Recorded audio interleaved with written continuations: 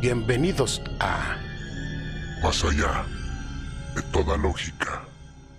con Efrén Mercado. El rincón donde el miedo cobra vida, las leyendas despiertan y lo desconocido. Te observa desde la oscuridad. Prepárate para no dormir, porque el terror apenas comienza. Esperando que se encuentren de maravilla, les doy la más cordial bienvenida a Más allá de toda lógica. Mi nombre es Efrén Mercado y en este momento iniciamos. El capítulo de hoy, Día de Muertos. El Día de Muertos es un día de celebración, particularmente para las personas de México y América Central, y para muchos mexico-estadounidenses, desde luego en los Estados Unidos. Es un día para honrar y conmemorar la vida de los difuntos y para dar la bienvenida al regreso de sus espíritus. La tradición del Día de Muertos tiene sus raíces en las costumbres y rituales católico-españoles. Hoy en día, esta celebración es cada vez más popular entre los latinos en los Estados Unidos. Aunque muchos de los elementos tradicionales se han mantenido, la forma y el lugar donde se celebra el Día de Muertos ha cambiado demasiado. Sin embargo, el tema de unidad entre la vida y la muerte sigue dominando el arte, la tradición y los rituales de la celebración anual del Día de Muertos, del 2 de noviembre, tanto en México como en Estados Unidos. Pero bueno, vamos a entrar en la historia, ¿qué les parece? ¿Qué hay en la historia antigua del mundo? Voy a entrar a explicar acerca de equinoccios y solsticios para tener una idea muy general. En las estaciones del hemisferio norte, algunas culturas celebraron cierto tipo de festividad relacionada con los muertos. Esto era entre el 29 de octubre y el 2 de noviembre. Aquí viene la explicación. Existen 4 estaciones, dentro de las cuales hay 2 equinoccios y 2 solsticios. ¿Qué es un equinoccio? Se produce cuando el sol se encuentra sobre la línea del ecuador, por lo que el día y la noche en ambos hemisferios tienen exactamente la misma duración. Los equinoccios ocurren en marzo, entre los días 19 y el 21, y también en septiembre, entre los días 21 y el 24. Solsticio. Cada uno de los 2 momentos anuales en que el sol se halla en uno de los 2 trópicos y en los que la diferencia entre la duración del día y la noche es mayor. Sucede del 21 al 22 de junio para el de Cáncer y del 21 al 22 de diciembre para el de Capricornio. El sol nace, desde luego simbólicamente, el 25 de diciembre, lo que se ha celebrado desde la antigüedad. Es el día que empieza el año solar. Durante el solsticio de invierno, el polo norte de la Tierra está inclinado más lejos del Sol, por lo que resulta en el día más corto y la noche más larga del año, desde luego en el hemisferio norte. En ese día, el Sol visto desde la Tierra parece estar en su punto más bajo en el cielo al mediodía. Este punto más bajo coincide con la máxima declinación del Sol en la esfera celeste. A partir del solsticio de invierno, la inclinación de la Tierra comienza a cambiar en relación con su posición con la órbita alrededor del Sol. A medida de que la Tierra sigue su órbita elíptica, el hemisferio norte comienza a inclinarse gradualmente hacia el Sol. Esto resulta en un aumento progresivo de la duración del día y una disminución correspondiente desde luego de la noche. Este cambio no es abrupto, sino muy gradual, y cada día, desde el solsticio de invierno hasta el solsticio de verano, el día se alarga un poco más, alcanzando su máxima duración durante el solsticio de verano, cuando el polo norte está inclinado más hacia el sol. Ahora bien, imaginemos por un momento el sentimiento de las personas de la antigüedad al ver que la noche se alargaba mucho en estos 3 días. Imagínense si el sol, que sale todos los días, recorre el cielo el sol que ilumina, que da vida. Y en ese tiempo, al ver que la noche duraba mucho más, ya me puedo yo imaginar el miedo, el terror que sentían nuestros antepasados, aunque se tenían la certeza de que el sol tenía que salir, desde luego. Al ser hora de que el sol saliera, esperaban y no sale. Vamos a esperar otro poquito, no sale. Llegaba el terror. Esperaban otro poco más y es donde aparece la idea de que el sol penetraba el inframundo para luchar contra las tinieblas y desde luego derrotarlas. El sol Invictus. En la India védica, Surya, que es llamado así al sol, lucha contra demonios que tratan de ocultar su luz. En el mitraísmo romano, el dios Mitra vence al toro cósmico, asegurando el triunfo del sol sobre las tinieblas. La idea surge de observar el cielo día y noche y darle un sentido mítico. Para los pueblos antiguos, la desaparición del sol no era algo natural o automático, era un drama cósmico, una batalla entre la luz y la oscuridad, es decir, entre vida y muerte. Es por lo anterior que al ver en la antigüedad que el sol no salía, se pensaban que había sido derrotado por el inframundo. Sin embargo, de pronto salía. Era solo que se retrasó porque la noche es más larga. A partir del solsticio de invierno, los días son más cortos que la noche, pero cada día va aumentando, es decir, va durando más hasta llegar al equinoccio de primavera, que es el 21 de marzo, donde el día y la noche están equilibrados, duran exactamente lo mismo. A partir de ese momento los días empiezan a aumentar, los días empiezan a ser más largos que la noche, hasta llegar al solsticio de invierno, del 21 de junio, el día más largo del año. Pero a partir de ese momento la noche empieza a durar cada vez más hasta llegar al equinoccio de otoño, donde el día y la noche vuelven a ser iguales. En ese punto, donde la noche va aumentando en duración y los días cada vez se hacen más cortos hasta llegar al solsticio de invierno, 21 de diciembre, la noche más larga, es donde nacen los días de guardar. Como hace mucho frío, todo se congela, hay que resguardarse, resguardar los animales, las semillas, para que no se echaran a perder, porque en ese hemisferio pues había hielo. Entonces todo esto se hacía para poder sobrevivir. Llega la primavera, solsticio de primavera. ¿Cuándo? El 21 de marzo, temporada en la que se puede sembrar, vuelta a la vida. Pero cuidado, no se puede sembrar desde el 21 de marzo, porque la tierra todavía está fría. Recuerden que habíamos comentado que se llenaba de hielo, ¿no? Si se siembra en esa fecha, la semilla se muere. Hay que esperar a que el sol caliente la tierra para que la prepare con su calor, para que ésta pueda ser fértil. Y esto es después de la primer luna llena del equinoccio de primavera. Aquí es donde empieza la siembra. Con esto empieza la vida. Para los católicos este tiempecito es el de Semana Santa.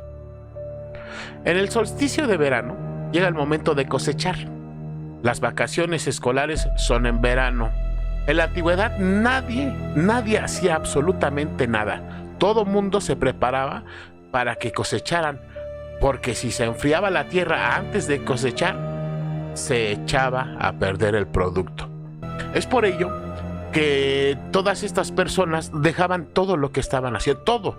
¿Por qué? Porque tenían que cosechar, porque si no el producto se echaba a perder. De ahí viene la idea hoy en día de las vacaciones escolares de verano. Hoy desde luego no sembramos, pero la costumbre se quedó. Llega el otoño, importante para este tema, y parte central del mismo. En el otoño es cuando la tierra empieza a morir. Los árboles empiezan a dejar caer sus hojas, ya que se reduce la fotosíntesis debido a la menor luz solar.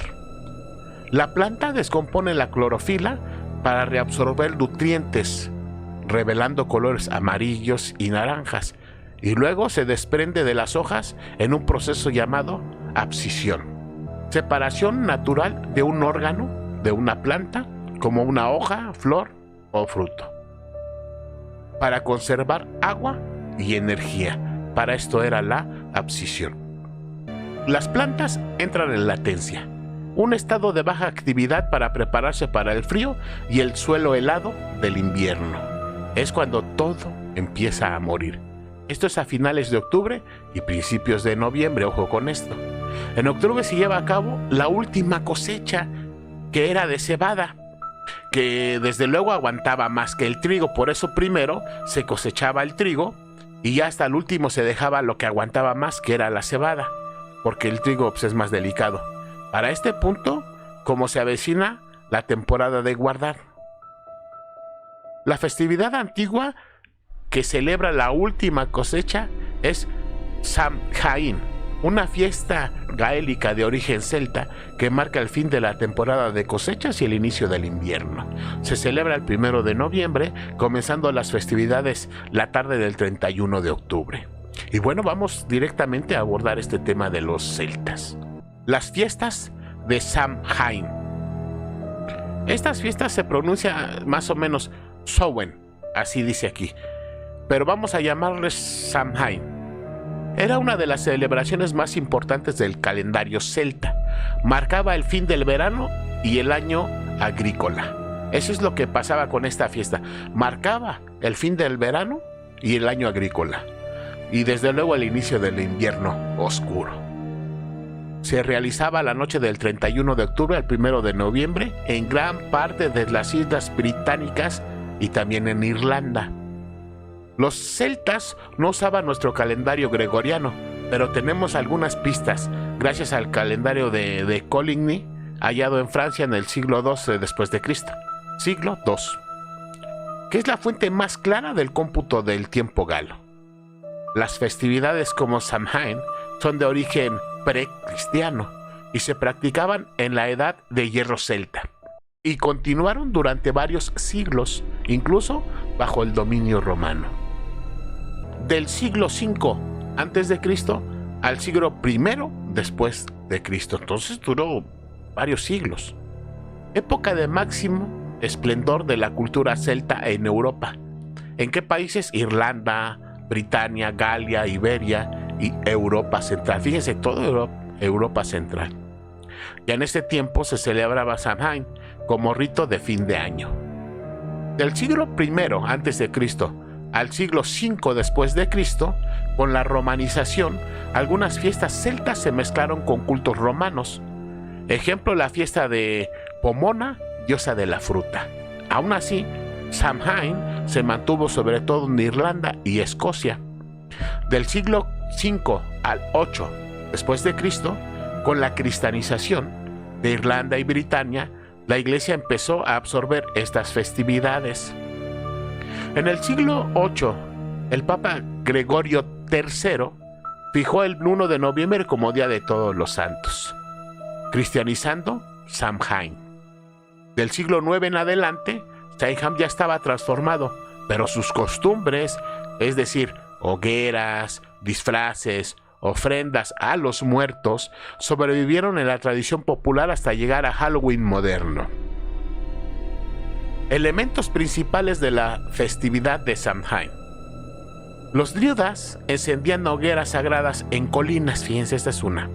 Otra, apagaban todos los fuegos de los hogares y los reencendían con las llamas del fuego druídico, símbolo de protección para el invierno.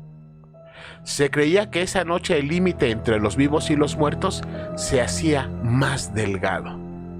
Los espíritus de los ancestros podrían regresar, y también seres del Shinhe, hadas, duendes y dioses. Curioso, ¿no? Se dejaban banquetes y alimentos en las puertas para alimentar a los difuntos o a los espíritus errantes. Lo que se comía en las fiestas se ofrecía a los dioses o se quemaba en la hoguera. Para protegerse de los espíritus peligrosos, la gente se disfrazaba con pieles de animales o máscaras grotescas. Esta práctica es el origen remoto del disfraz de Halloween. Era un tiempo propicio para la profecía y el oráculo. Se usaban huesos, piedras, manzanas o nueces para juegos de adivinación, sobre todo respecto al futuro matrimonial o a la cosecha siguiente. Reunión comunitaria era una gran asamblea, se cerraban tratos, se resolvían disputas y se recordaba a los muertos. Y marcaba el año nuevo celta. El invierno no era un comienzo de vida, sino un tiempo de gestación y espera. Hasta ahí con los celtas. Muy interesante. Vámonos con Roma. En Roma había muchísimas fiestas religiosas a lo largo del año, y entre ellas encontramos las relacionadas con los muertos y con la cosecha, que a veces se entrelazaban.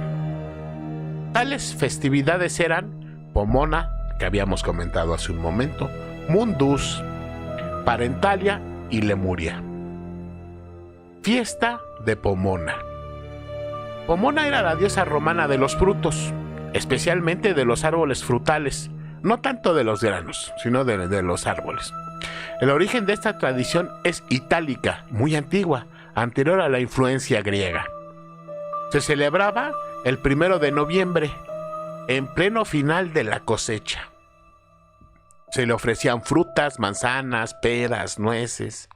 Había juegos relacionados con ellas, por ejemplo, el de atrapar manzanas flotando en agua, que sobrevivió en tradiciones de Halloween anglosajón. Era una fiesta de abundancia y de gratitud por el fruto de los árboles antes de la llegada del invierno.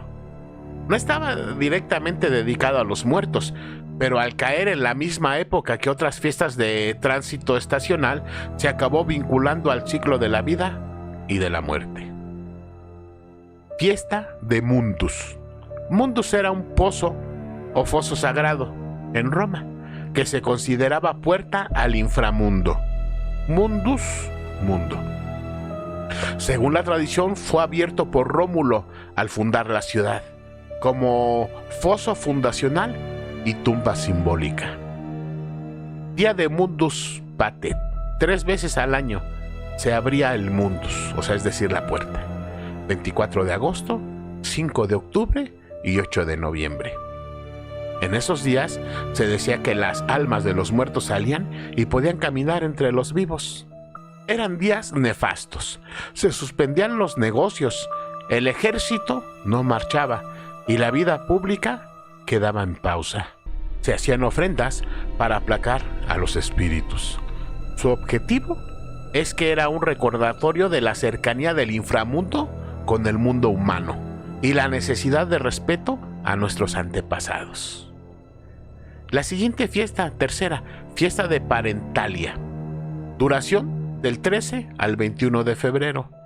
Se dedicaba a los manes, es decir, a los espíritus de los antepasados familiares. Cada familia visitaba las tumbas de sus difuntos. Se llevaban ofrendas sencillas, vino, flores, particularmente violetas, granos, sal y pan empapado de vino. Era un acto íntimo, familiar, no era un acto público. El último día, el 21 de febrero, se celebraba la Feralia, que era más solemne y conmemoraba a todos los muertos en general. El objetivo era mantener la paz con los antepasados, mostrar respeto y reforzar el vínculo familiar más allá de la muerte. Y por último, con Roma, tenemos la fiesta de Lemuria.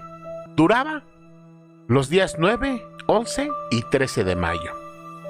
Se dedicaba a los lemures, que son los espíritus inquietos, peligrosos o vengativos, a diferencia de los manes. El pater familia realizaba un rito nocturno para ahuyentar a los fantasmas. Caminaba descalzo por la casa. Se lavaba las manos 3 veces y arrojaba habas negras detrás de él 9 veces, diciendo una fórmula ritual para entregar las habas a estos muertos. Los espíritus aceptaban las habas como expiación y se marchaban. Luego se hacían ruidos de metal, chocar bronce, golpear vasijas para espantar a los fantasmas que quedaban. El objetivo era proteger al hogar y a los vivos de los muertos inquietos. Era un ritual de purificación.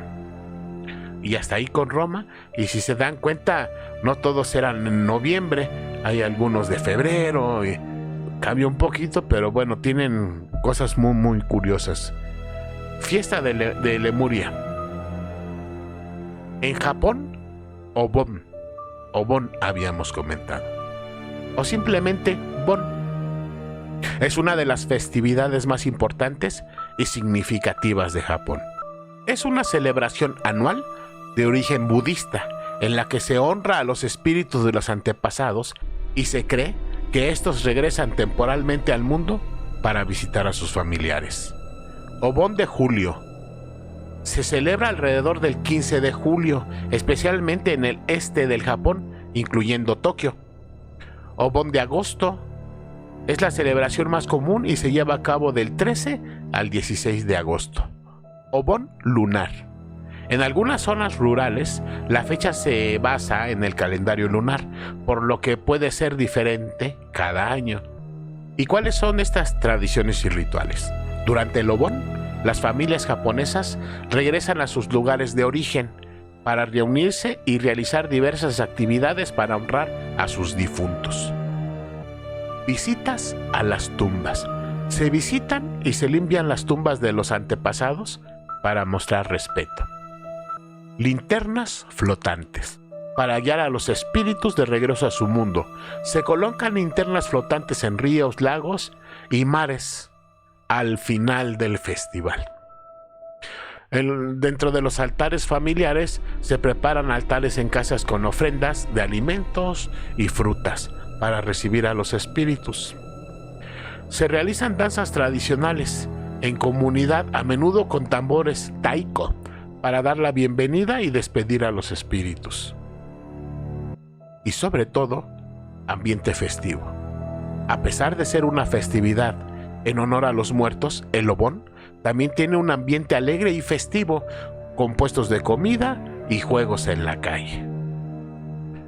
Bien, vamos ahora a la India. Pitru Paksha. El Pitru Paksha es un periodo sagrado de 15 días en el calendario hindú, dedicado a honrar y ofrecer respeto a los antepasados. En sánscrito, Pitru significa antepasados y Paksha se traduce como quincena. Se celebra durante la segunda quincena del mes lunar hindú de Bhadapada, que generalmente cae entre septiembre y octubre. Durante esta festividad se cree que los antepasados regresan al plano terrenal y los hindúes realizan rituales especiales para satisfacer sus almas y pedir sus bendiciones. Vamos a ver sus rituales y sus costumbres. Shraddha y Tarpan. La observancia central del Pitru Paksha es el ritual del Shraddha, un rito funerario que se realiza para los antepasados. Incluye la ofrenda de agua y semillas de sésamo, tarpán y bolas de arroz. Los varones de la familia suelen ser los encargados de realizar estos rituales. Hay ofrenda de alimentos, se preparan comidas favoritas de los antepasados y se ofrecen simbólicamente a cuervos, vacas, perros o a un sacerdote, con la creencia de que llegan al espíritu del difunto. En el ritual de Shraddha, las ofrendas a cuervos, vacas, perros y sacerdotes no son un acto literal de dar comida a los ancestros, sino una práctica simbólica basada en creencias hindúes muy profundas. Cada animal y el sacerdote brahmin actúan como intermediarios o representantes, asegurando que las ofrendas lleguen a los ancestros de manera simbólica. Por ejemplo, los cuervos son considerados mensajeros de Yama, el dios de la muerte. Se cree que los ancestros viajan en forma de cuervos durante el Pitru Paksha. La comida cocinada se deja en lugar elevado, como en un techo, para que los cuervos la coman. Si un cuervo se come la comida, se interpreta como una señal de que el alma del ancestro está satisfecha y está en paz. Las vacas son sagradas, en el hinduismo desde luego, simbolizando el Dharma, el camino de la rectitud, la nutrición y la energía maternal. Alimentar a estas vacas se considera un acto muy auspicioso que trae paz a los ancestros y prosperidad a la familia. Se cree que esta acción borra los pecados y agrada a los espíritus. Según la mitología hindú, los perros custodian las puertas del cielo y del infierno. Alimentar a los perros durante el Shraddha aleja las influencias negativas y protege a la familia, asegurando un paso seguro para las almas difuntas. Se cree que los ancestros aceptan las ofrendas a través de los sacerdotes brahmines, que se consideran puros y virtuosos. Ofrecer una comida sátvica, o sea, sin cebolla ni ajo, a un brahmin es una parte crucial del ritual. Esta ofrenda asegura que el ritual sea aceptado por los antepasados y solo después de este acto los miembros de la familia comen. Durante este periodo se sigue una dieta estrictamente vegetariana. Es un tiempo de duelo y de penitencia. Los devotos se abstienen de comprar nuevos bienes, iniciar nuevos negocios o celebrar eventos auspiciosos como bodas. Los hombres también se abstienen de afeitarse la barba o cortarse el pelo. Sarva Pitru Amavasya, el día más importante de Pitru Paksha, es el último, conocido como Sarva Pitru Amavasya. Se cree que cualquier persona que no haya podido realizar el Shraddha en los días específicos de sus antepasados pueden hacerlo ese día. El Pitru Paksha se basa en la profunda creencia de que honrar a los antepasados y saldar la deuda que se tiene con ellos es esencial para obtener su paz y sus bendiciones. Se considera una manera de contribuir a la liberación de las almas difuntas. A través de estos rituales, las familias buscan la prosperidad, el bienestar y la felicidad, ya que se cree que los antepasados bendicen a sus descendientes. Con esto, terminamos nuestra historia antigua relacionada a las festividades o a lo que se realizaba para los muertos. Ahora, vamos a pasar un poco más adelante en la historia y empezamos con el Día de Todos los Santos. El Día de Todos los Santos es una festividad católica que honra a todos los santos y mártires de la Iglesia, incluyendo a aquellos no canonizados que gozan de vida eterna en presencia de Dios. La festividad tiene origen en la Iglesia Católica Romana y se celebra el 1 de noviembre en las iglesias católicas latinas, aunque su celebración se remonta al Imperio Romano, cuando el Panteón fue reconsagrado como iglesia. Cada santo tiene su día en el calendario, lo sabemos todos. Sin embargo, al aumentar el número de mártires durante las persecuciones en el Imperio Romano, como la de Diocleciano, la Iglesia estableció un día para honrar a todos, en lugar de honrarlos individualmente.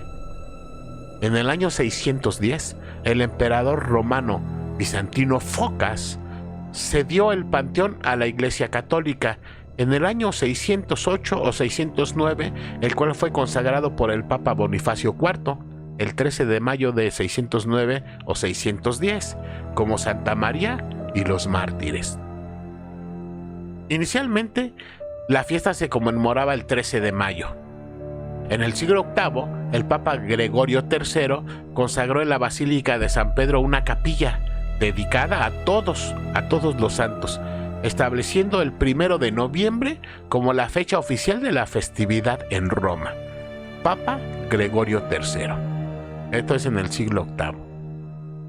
Un poco antes, el Papa Gregorio IV extendió esta observancia a toda la Iglesia Católica en el siglo IX, considerando el 1 de noviembre como la fecha universal para celebrar el Día de Todos los Santos. Los católicos rezan a los santos porque son un modelo a seguir y pueden interceder por ellos ante Dios, en un acto de adoración a la Santísima Trinidad y no de idolatría. Eso es lo que comentan. ¿Cómo se celebra el Día de Todos los Santos? Liturgia solemne, misa especial en honor a todos los santos, con lecturas que resaltan la vocación universal a la santidad. Oraciones en honor a los mártires y santos no canonizados oficialmente. En muchos lugares se hacían procesiones con reliquias de los santos. Las reliquias de los santos, bueno, pues son sus restos. En Roma se organizaban vigilias en la noche anterior 31 de octubre con oraciones y letanías.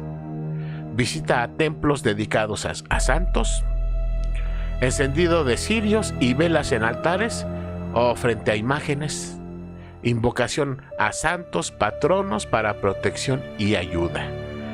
Así era como se celebraba. Si se dan cuenta, nada de esto tiene que ver con nuestra celebración de Día de Muertos. Pero bueno, es un punto crucial el Día de Todos los Santos para hablar de Día de Muertos. Costumbres medievales. En algunos lugares de Europa se daban comidas a los pobres, ojo, en nombre de los difuntos o de los santos. Soul cakes, en Inglaterra se llamaba. Se realizaban representaciones o cantos de la vida de los santos. Esto es el Día de Todos los Santos. Lo único que nos suena es lo que se daba en Inglaterra. Se daban comida a los pobres. Vámonos con Halloween. Las fiestas de Halloween, también conocidas como la Noche de Brujas, se celebran cada 31 de octubre y tiene un origen que combina tradiciones celtas, paganas y cristianas. Aunque la fiesta es global, sus costumbres se popularizaron principalmente en Estados Unidos y luego se expandieron a muchos otros países. El origen de Halloween se remonta al antiguo festival celta de Samhain, que marcaba el fin de la cosecha y el inicio del invierno. Ya lo vimos casi al inicio. Los celtas creían que durante la noche del 31 de octubre, la frontera entre el mundo de los vivos y de los muertos se volvía borrosa, permitiendo que los espíritus regresaran a la tierra.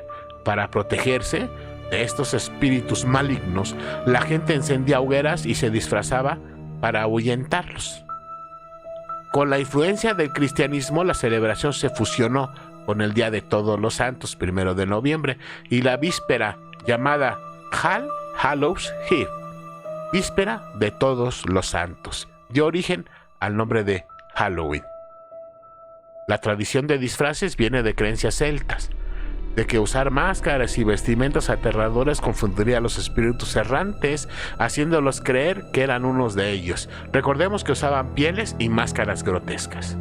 Hoy en día, la gente se disfraza de una gran variedad de personajes, desde los clásicos de terror, es decir, fantasmas, brujas, vampiros, hasta personajes de cultura popular y figuras cómicas. Esta tradición moderna de trick or treating, truco o trato, tiene sus raíces en una práctica medieval llamada souling, que es alma, en la que los pobres iban de puerta en puerta pidiendo comida a cambio de oración por los familiares difuntos de los dueños de la casa. Fíjense qué bonito. Y ya habíamos visto, antes de empezar con Halloween, esto de que se les daba de comer a los pobres. El souling fue una costumbre popular de la Europa medieval, principalmente en Inglaterra e Irlanda, que está en el origen tanto de Halloween como el Día de Todos los Santos, Día de los Fieles Difuntos. Se practicaba el 31 de octubre y el 2 de noviembre, coincidiendo con las fiestas cristianas de Todos los Santos, 1 de noviembre, y Fieles Difuntos, 2 de noviembre. Consistía en que pobres, niños o cantores iban de casa en casa pidiendo comida o monedas a cambio de rezar por las almas de los difuntos de esa familia. A las ofrendas recibidas se les llamaba soul cakes, pasteles de alma, panecillos pequeños con cruces marcadas en la superficie. La idea era que, al dar comida a los necesitados y recibir oraciones, las almas en el purgatorio del linaje familiar podrían recibir el alivio y ascender más rápido al cielo. Era al mismo tiempo caridad, oración y recuerdo de los muertos. En algunos lugares, participantes se vestían con máscaras o ropas humildes, lo que fue influyendo en la tradición de disfrazarse en Halloween. Y aquí voy a hacer una pausa porque es conmovedor. Podrían recibir alivio. Dice que era al mismo tiempo caridad, oración y recuerdo de los muertos. Es hermoso esto. Más tarde se incorporaron linternas para iluminarse, predecesoras del Jack-o'-lantern, calabaza de Halloween, linterna hecha de una calabaza hueca a la que se le tallaba un rostro y un interior con una vela. Originalmente los celtas tallaban nabos, pero los inmigrantes irlandeses de Estados Unidos adoptaron las calabazas por su abundancia y facilidad para tallarlas. El objetivo es crear linternas con caras de monstruos para ahuyentar a los espíritus. Las casas se adornaban con motivos espeluznantes como telarañas, esqueletos, fantasmas y lápidas falsas para crear una atmósfera de terror festivo. Se organizan fiestas en hogares, bares y eventos públicos con concursos de disfraces y decoraciones temáticas. Casas encantadas y atracciones, parques de diversiones y otros recintos se transforman en atracciones con temáticas de terror para desafiar el miedo de los asistentes. Ver películas de terror en grupo es otra actividad popular para celebrar la noche. Los dulces son un elemento central en la celebración, tanto los que se reparten en el truco o trato como los que se consumen en las fiestas. Al coincidir con la época de cosecha, los postres con calabaza, pasteles, tarta. Estos son los postres de calabaza. Y las manzanas caramelizadas son típicos de la temporada. Fíjense, ese es bonito, el Halloween, ¿no? Pero ahora vámonos con el Día de Muertos de los mexicas. Entre los mexicas, es decir, los aztecas, no existía un Día de Muertos como lo entendemos hoy, sino dos grandes festividades dedicadas a los difuntos, que se celebraban en distintos momentos del calendario ritual Xiuhpohualli. En noviembre, esta fecha vino con la llegada de los españoles. Se dice lo siguiente: las dos fiestas principales, Micahuotontli, fiesta de los muertitos, y Hueymicahuitl, gran fiesta de los muertos. Micahuitontli, como ya habíamos dicho, fiesta de los muertitos, celebraba en el mes de julio aproximadamente, mes de Taxochimaco, dedicada a los niños muertos. Se hacían ofrendas de flores, pequeños tamales y juguetes rituales. Se pedía por el descanso y la protección de las almas infantiles en el Chichihuahuauco, un lugar paradisíaco donde los niños eran amamantados por un árbol de leche divina. Y el Hueymicautl, gran fiesta de los muertos, se celebraba en el mes de Xochotletzi, es decir, en agosto aproximadamente, dedicada a los adultos difuntos. Se colocaban altares con ofrendas de comida, bebida, flores y papel amate.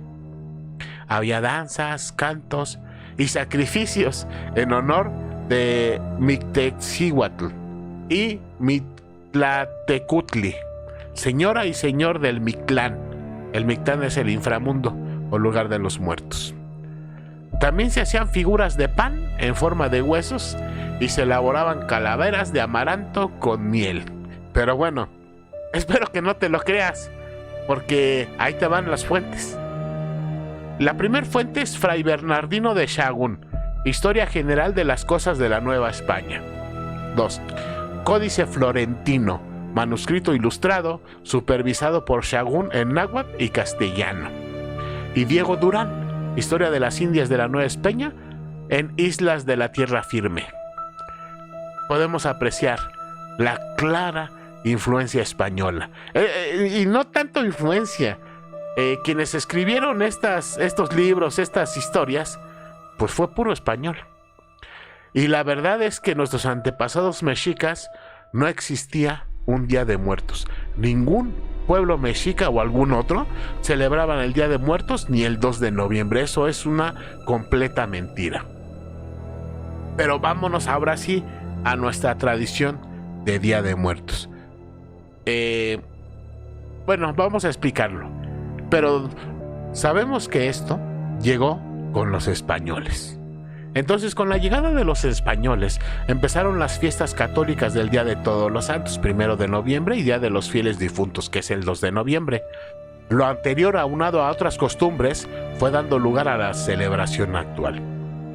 La tradición se basa en la creencia de que durante estos días, las almas de los seres queridos fallecidos regresan para visitar a sus familiares y disfrutar de aquello que amaban en la vida. Lejos de ser un momento de tristeza, es una celebración alegre y festiva que busca el reencuentro con los seres amados a través de la memoria. Y curioso nuestro país, nuestra idiosincrasia, porque la muerte de un familiar la sufrimos demasiado, y no nada más un ratito, dura mucho el dolor por la muerte de un familiar, un ser querido. Sin embargo, también nuestra cultura, nuestra tradición es burlarnos de la muerte, ¿no? Entonces, lejos de ser un momento de tristeza, es una celebración alegre. Y vaya que en toda la República Mexicana se disfruta de diferentes maneras. Aunque es absurdo pensar que los católicos celebren el regreso de las almas de los seres queridos fallecidos, porque según la Iglesia Católica, esto no es posible. Recordemos que la Iglesia Católica comenta que una vez que un ser humano pierde la vida, lo que hace es estar como en un sueño, para cuando llegue el día de la resurrección y venga el Mesías y reclame a la tierra a sus hijos, estos vuelvan a resurgir, la resurrección, para que puedan ser juzgados. Y ya después de ahí, la vida eterna. Eso es lo que cree la Iglesia Católica. Entonces es absurdo pensar que los católicos celebren el regreso de las almas de los muertos. De acuerdo con la doctrina católica, basada en la Biblia, la tradición y el catecismo de la Iglesia Católica, la fe enseña que la vida terrena termina, pero el alma humana es inmortal. Al morir, cada persona enfrenta un juicio particular donde su alma es juzgada por Dios según sus obras y su fe. Según ellos, el alma tiene 3 destinos posibles inmediatos: el cielo, para quienes mueren en gracia y amistad con Dios, purificados totalmente del pecado; el purgatorio, estado de purificación temporal para los que mueren en gracia, pero aún necesitan purificación antes de entrar en el cielo; y el infierno, para quienes mueren en pecado mortal sin arrepentirse, eligiendo separarse de Dios para siempre. La Iglesia Católica cree que después de la muerte el alma sigue viviendo, enfrenta un juicio y que el destino eterno depende de la relación con Dios y las obras realizadas en vida. Vámonos con la ofrenda de Día de Muertos.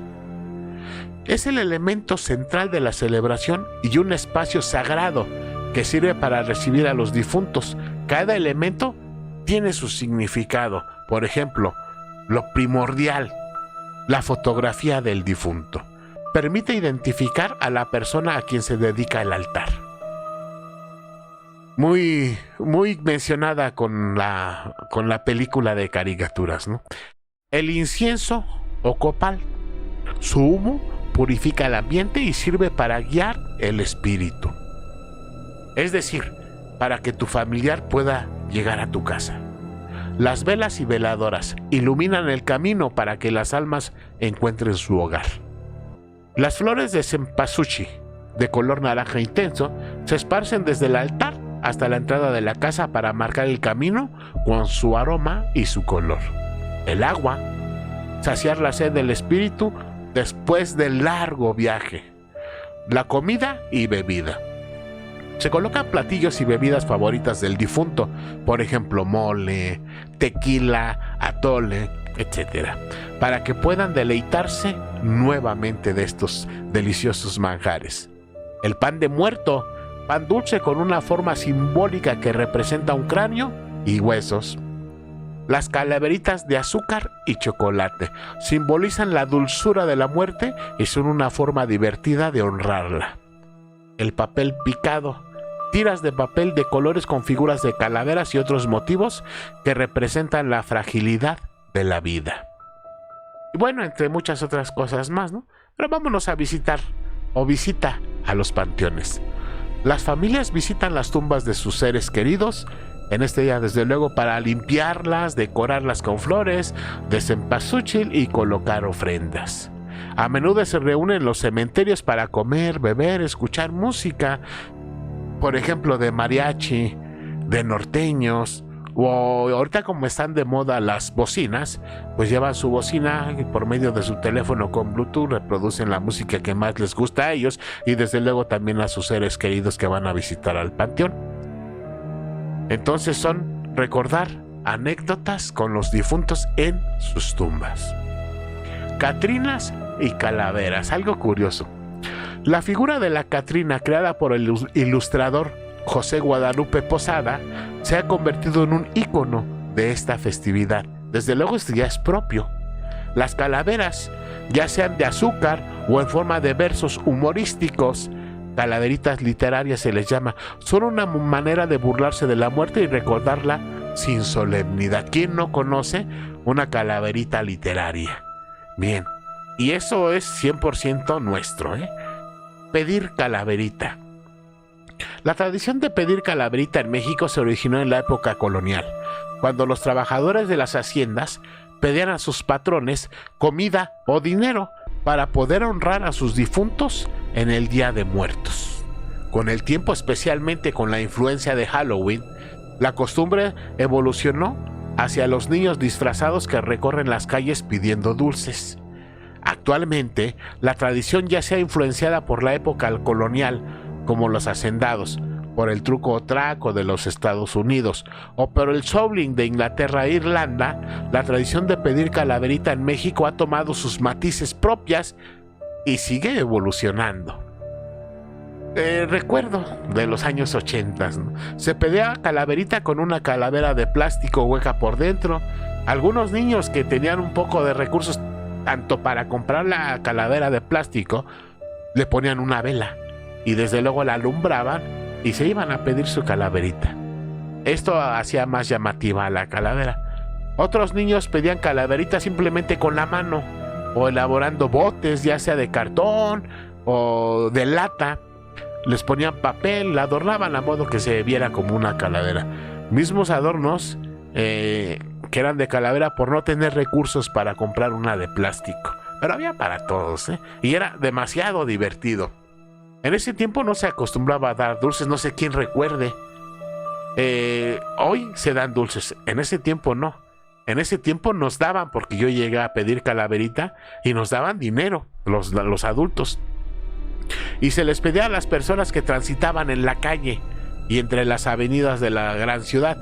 Había otros que se iban al centro a pedir o a lugares lujosos a pedir su calaverita porque siempre era dinero. Y ya fuera caminando a bordo de un vehículo, la cuestión era pedir calaverita.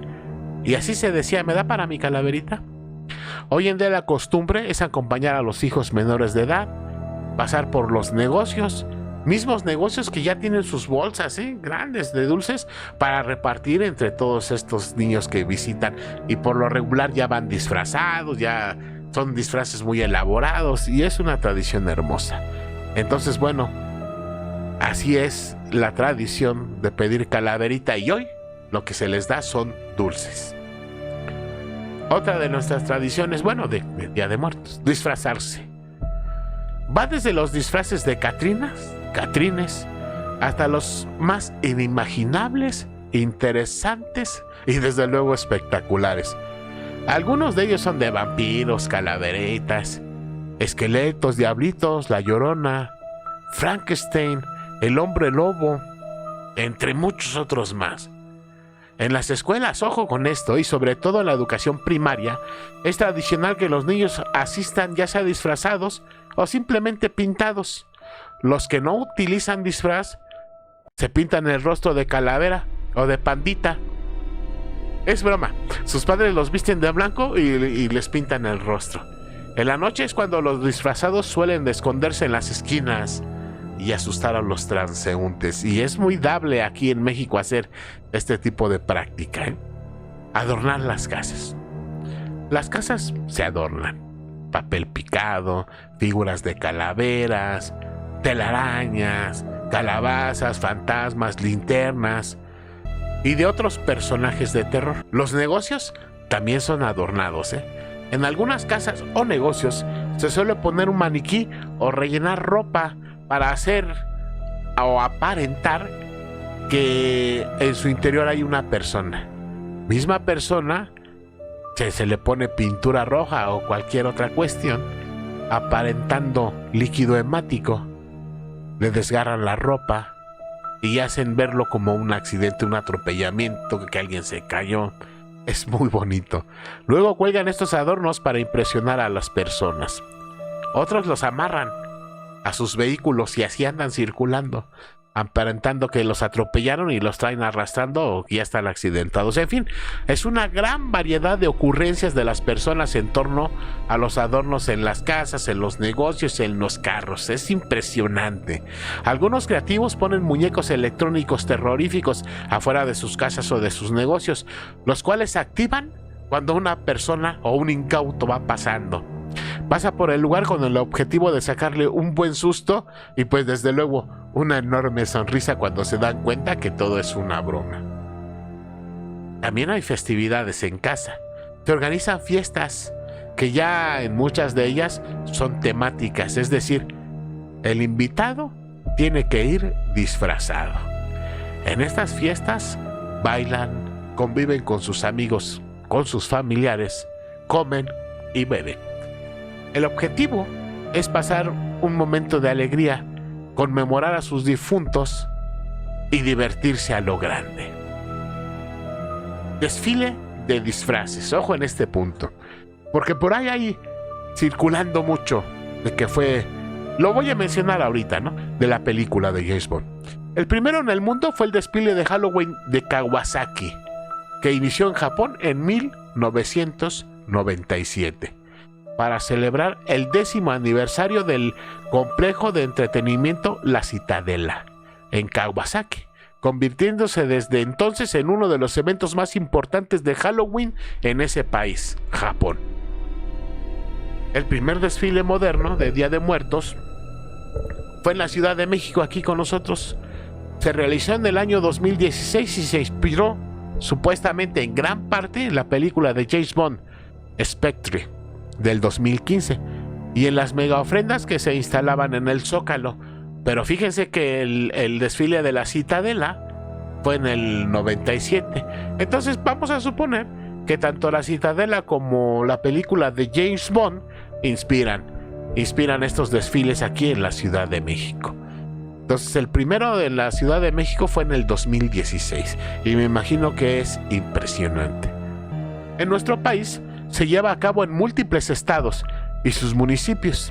Es un desfile principalmente por la noche, donde los participantes se esfuerzan por lograr portar el mejor disfraz del momento. Existen competencias, desde luego, de disfraces donde gana el más creativo o el más espeluznante. Otros disfraces van desde los comunes hasta los clásicos personajes de terror o los personajes de películas del momento. Los participantes desde hace poco tiempo han incluido la temática de disfrazar también a sus mascotas, mismas que pasean por dicho desfile. Aquí donde yo vivo se hace un desfile. Es cada año y ya tiene añísimos este desfile.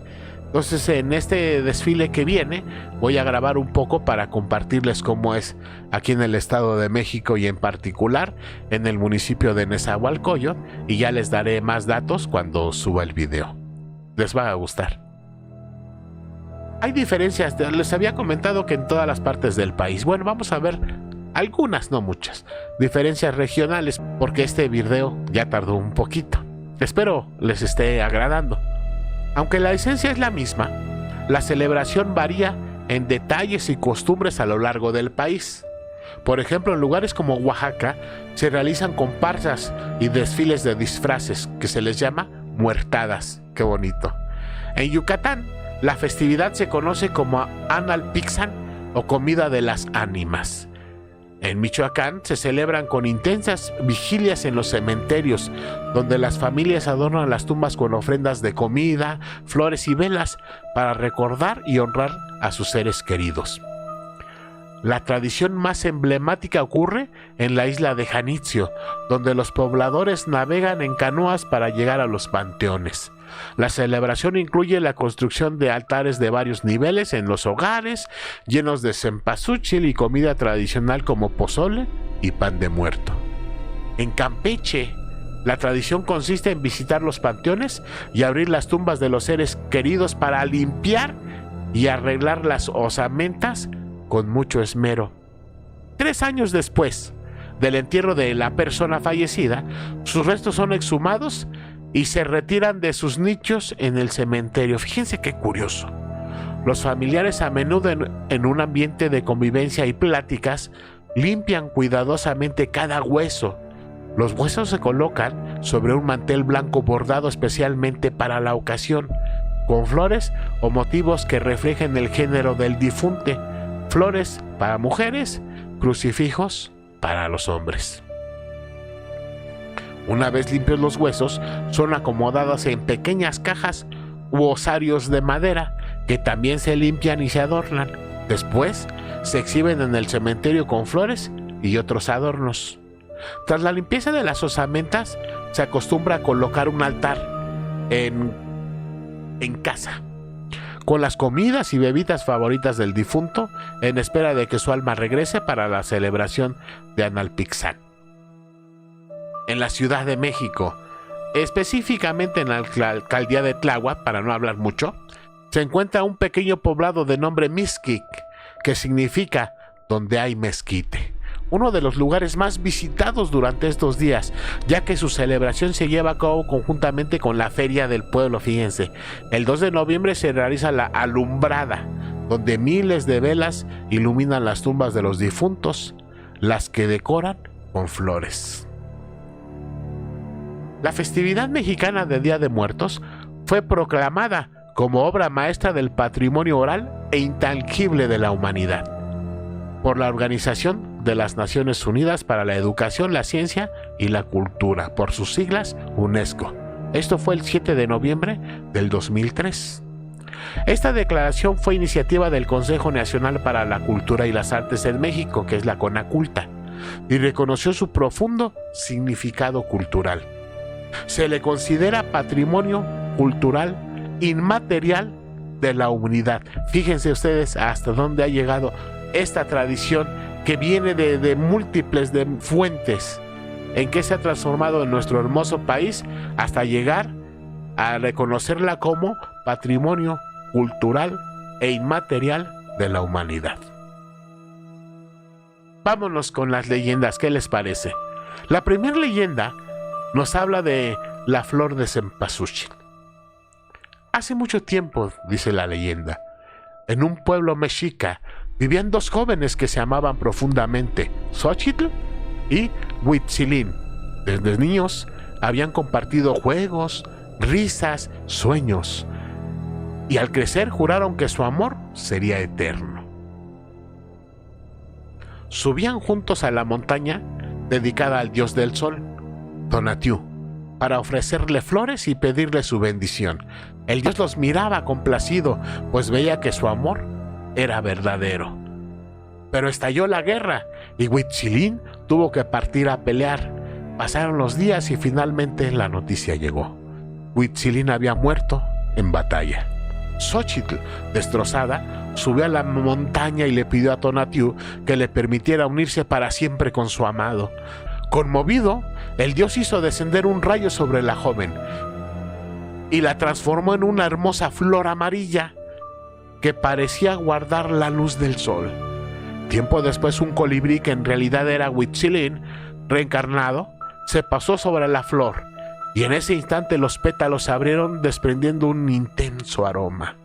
Así nació la flor de cempasúchil, cuyo resplandor y fragancia guían a las almas de los difuntos hacia las ofrendas cada día de muertos. Por eso se llama también flor de 20 pétalos y se coloca en caminos y altares como un lazo de amor eterno entre los vivos y los muertos. Otra leyenda, la leyenda del hijo que no creía en Día de Muertos. Cuenta la leyenda de una persona. Era un trabajador, un hombre de bien, incansable y con muchos ánimos para cualquier emprendimiento, muy amigable y servicial. Y también era católico. El hecho de ser católico era el motivo por el que no creía en el regreso de los muertos, y menos en estas fechas. Por lo anterior es que no puso ofrenda para sus familiares muertos. De hecho, esta persona nunca había puesto alguna ofrenda, aunque sus familiares, amigos y vecinos le contaban que los muertos venían a comer y estar con sus familiares. Él nunca creyó en ello. Decía que eran puros cuentos, que los muertos no regresaban del más allá, que solo se quedaban apacibles a esperar el juicio final. Que esto decía la Biblia, argumentaba eso cada que alguna persona tocaba el tema del Día de Muertos y de las ofrendas. En fin, cierto día en vísperas de la celebración del Día de Muertos, se encerró en su casa para no presenciar el movimiento que generaba la celebración del Día de Muertos. La verdad es que no le gustaba. No le gustaba ver a las personas comprando y preparándose para recibir a sus familiares del más allá. Pero unos familiares fueron a visitarlo y le insistieron en poner su ofrenda. Cansado de la insistencia de estos familiares, decidió hacerlo. Bueno, pero no fue una ofrenda común, es decir, con tamalitos, comida, de lo que conocemos. No, él solo puso unas tortillas duras y un par de vasos de agua. Pero el día llegó. Él solo se fue a trabajar, mientras que en el pueblo todos festejaban. Algunos en el panteón oyendo música, limpiando las tumbas de sus muertos, otros en plazas comiendo y disfrutando de las exhibiciones de las ofrendas, otros tantos en casa reunidos con sus familiares, pero él solo se dedicó a trabajar, y ese día lo hizo hasta ya muy tarde. Tanto así que le agarró la noche en el campo, y desde luego estaba fuera del pueblo, lejos de casa. El pueblo se veía desde una posición bien alumbrado, con múltiples luces en la calle. Pero algo extraño llamó su atención, y es que a lo lejos alcanzó a notar cómo había muchas personas caminando hacia el pueblo, pero las veía medio borrosas, y pensó que eso sucedía porque estaba cansado de su larga jornada de trabajo, motivo por el que se sentó bajo un árbol a descansar un rato. Ese rato duró casi toda la noche, porque se quedó dormido. Cuando despierta, estaba a punto de amanecer. Fue entonces que se paró y caminó hacia su casa. Pero ¿cuál fue su sorpresa? Que toda esa gente borrosa que había visto llegar al pueblo, ahora caminaban, pero en sentido contrario. Es decir, ahora se marchaban del pueblo todos ellos sonriendo y cargando comida que sus familiares les ofrendaron en sus casas. Es decir, eran las almas de nuestros muertos. Pero lo aterrador fue que entre esas personas reconoció a un vecino que tenía algunos años de haber fallecido. Fue en ese momento cuando se dio cuenta de que las leyendas eran ciertas, que los muertos sí regresaban a visitar a los vivos. Se sintió conmocionado al percatarse de esto, pero en lo que estaba asimilando la situación, pasan enfrente de él sus padres, su mamá y su papá, llorando. Ambos llevaban entre sus manos una tortilla dura cada uno. Fue en ese momento que llegó el arrepentimiento y, pidiendo perdón, siguió su camino a su casa. Los años posteriores, ponía su altar lleno de comida y demás elementos propios de la celebración, adornaba su casa, ponía todo el día música que le gustaba a sus familiares, claro, todas sus posibilidades, pero le ponía esmero. Desde ese entonces, espera con ansia la llegada del Día de Muertos, con la esperanza de agasajar a sus muertos y también con el deseo de poder verlos, aunque sea borrosos. ¿Qué les pareció? La visita de los abuelos en Día de Muertos. Cuenta la leyenda que hace mucho tiempo en un pequeño pueblo de Michoacán vivía una mujer llamada Doña Aurelia, muy querida por todos. Era conocida por levantar ofrendas hermosas cada Día de Muertos para recordar a sus padres y a sus abuelos. Un año, Doña Aurelia decidió adornar su altar con especial cuidado. Puso pan de muerto recién horneado, mole, velas de cera pura, frutas frescas y un camino de pétalos de cempasúchil que iba desde la puerta de la calle hasta el altar. La noche del 2 de noviembre, después de haber rezado, se queda dormida en la mecedora junto a las velas. Ya entrada la madrugada se despertó al escuchar pasos suaves y murmullos. Abrió los ojos y vio con asombro a dos figuras entrar en el sendero de las flores. Eran sus abuelos difuntos, vestidos como los recordaba ella cuando era niña. Los ancianos se acercaron sonrientes. No hablaban con palabras, pero doña Aurelia sintió en el corazón un mensaje claro. Estamos contentos. Gracias por no olvidarnos. Se sentaron frente al altar, probaron un poco de mole y del pan, y después lentamente se levantaron y caminaron de nuevo hacia la puerta, desvaneciéndose con la primera luz del amanecer. Al día siguiente la mujer notó que en el plato del altar faltaba un pedazo de pan y que el mole estaba removido como si alguien de verdad lo hubiera probado. Desde entonces doña Aurelia contaba que cada año sus abuelos volvían, aunque fuera por un instante, a cenar con ella. Por eso en muchos pueblos se cree que durante el Día de Muertos los difuntos realmente visitan a la familia, comen de la esencia de los alimentos, disfrutan la música y se llevan en el alma el cariño de los vivos.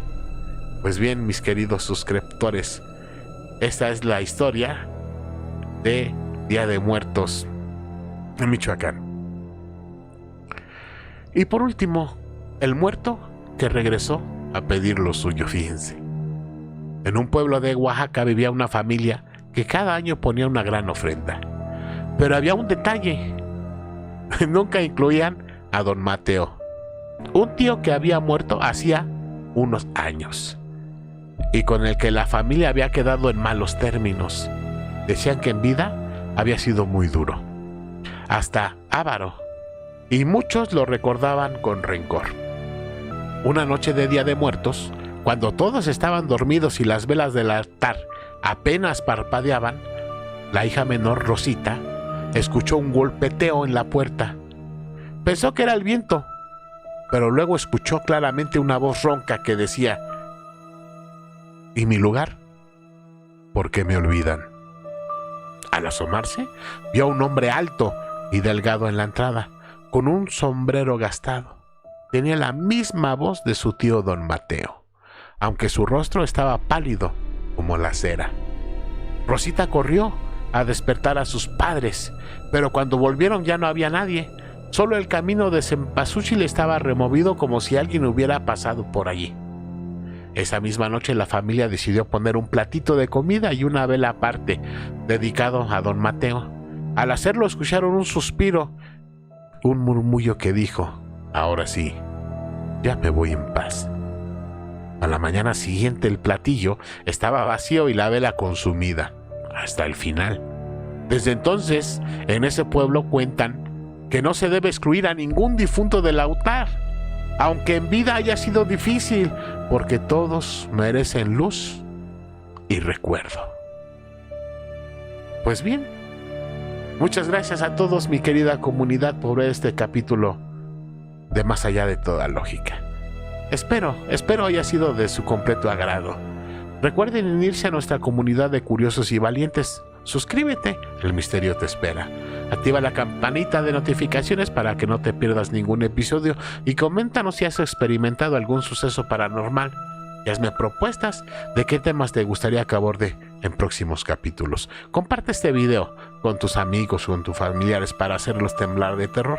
Envíanos tus historias, fotografías, videos, audios a mi correo másalladetodalógica@gmail.com para poderlos compartir con esta hermosa comunidad. Y recuerda, la verdad está allá afuera.